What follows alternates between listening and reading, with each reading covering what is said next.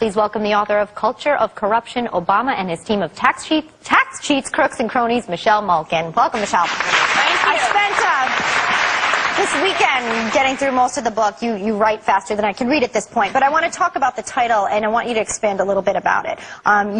You'd be hard-pressed, you say in this book, to find an area of the White House and the Obama administration that's not corrupt, correct? That's right. I scoured from top to bottom. And, of course, a lot of people are already familiar with the botched nomination process. Everybody knows about tax cheat, Tom Daschle, Bill Richardson, who was involved in a lot of pay-for-play scandals. What botched nomination? What are you talking about? I'm talking about Tom Daschle, the first HHS Secretary nominee, who represented everything that is against hope and change. He's a revolving door lobbyist. He failed to pay hundreds of thousands of dollars of taxes on his private crony and there driver. was nothing like that in the Bush administration? Look, that's not, look. I'm just wondering. Of course there was. And if you are familiar with my work, Joy, you know that I have been at the forefront of criticizing cronyism and corruption in the Republican Party. I was the largest voice against Harriet Miers and Michael Brown and cronyism at DHS. But guess what? Newsflash.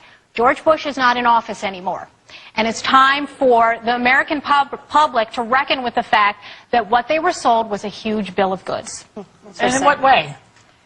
Did you read the book? Some of it. 400 pages. I did. I read some of it. I filled 400 pages over the last 6 months to talk about every broken promise, transparency, accountability, ethics. And I think that there is a turning point in this country, and we've seen it over the last several months, and particularly over the last week, Joy, as people are going back to their home districts during this recess and holding accountable not just Barack Obama, but the Democrat majority for failing to deliver. From the people in your group, Republicans and right-wingers, Do you want like I'm an alien, my world? Conservative, but you know, it's a different group of thinking. Criticism. That's all. But I mean, do you think that a lot of Republicans like yourself want to move on from the Bush administration because there's so much corruption in that 8 years? Well, you don't want to move on from it. I don't, because I want to see. Yeah, that's right. You have to get the pus out of the sore before it will heal. Again, you know, let me respond to Joy first, and then I would love to get to the friendly side of the aisle here. I'm being friendly. The point is that the only substantive response to the book so far has been moral equivalence. What about Bush? What about Bush?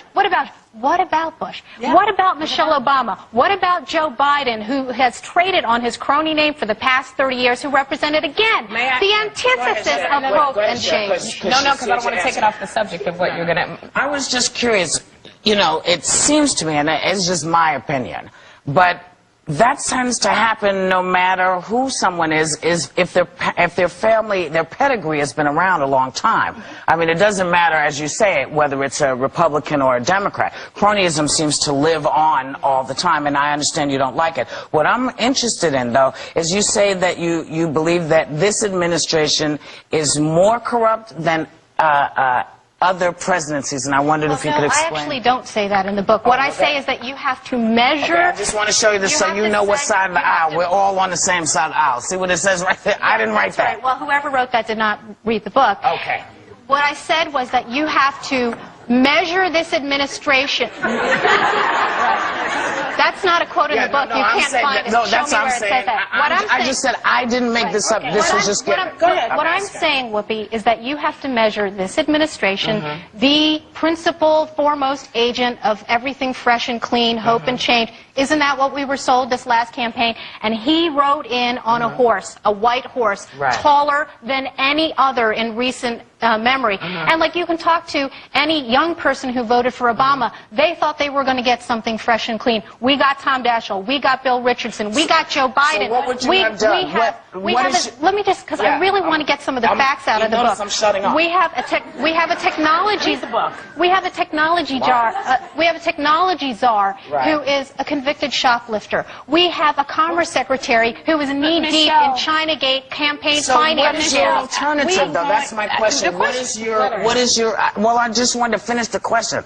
Since this is the most corrupt, How do you see fixing it? That's what I'm asking. Well, let's take this czar thing, because I think whether you're on the right or the left, the explosion of these unaccountable presidential appointees who have no congressional oversight, who have no transparency in what they are doing. We don't know how much our taxpayer money is spent on the budgets of people who have vast control over the economy, over changing the landscape, the electoral landscape. There are now 44 of these, okay? We've had a Homeland Security czar under the Bush administration, a drug czar under the Reagan administration, but not to this depth and the extent. What are these people doing? Michelle. We've got a health care czar who has been meeting, possibly in secret, with health care executives to cut them out.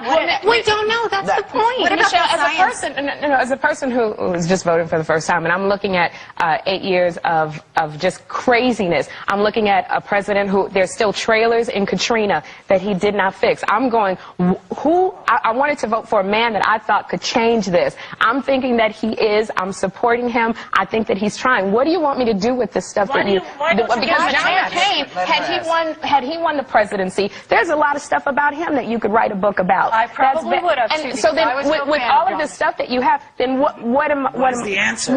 She's had an objective critique throughout the years Two on things. politicians. I have been in daily journalism for 17 years now, and I believe that sunlight is the best disinfectant, and I believe that knowledge is power.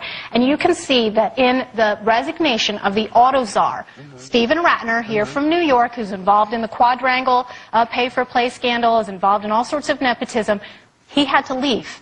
And it was through the force of public disclosure. I want people to read the book. And I want people to know that I dedicated this book to whistleblowers. It's not just us crazy right-wingers who are calling attention to this. I wouldn't have been able to write this book if it wasn't for people who were knee-deep in the trenches working for Obama, who now have buyer's remorse because they understand that hope and change was a lie. But did you have the same feeling about blowing the whistle during the Bush administration when we went into a war that was uncalled for? To say the least. Well, I believed in the mission, and I still believe in the mission in Iraq. And the fact is that, despite Obama's promise that we weren't going to get another 4 years of the Bush administration, guess what? He's not only continuing the surge in Iraq, but also in Afghanistan.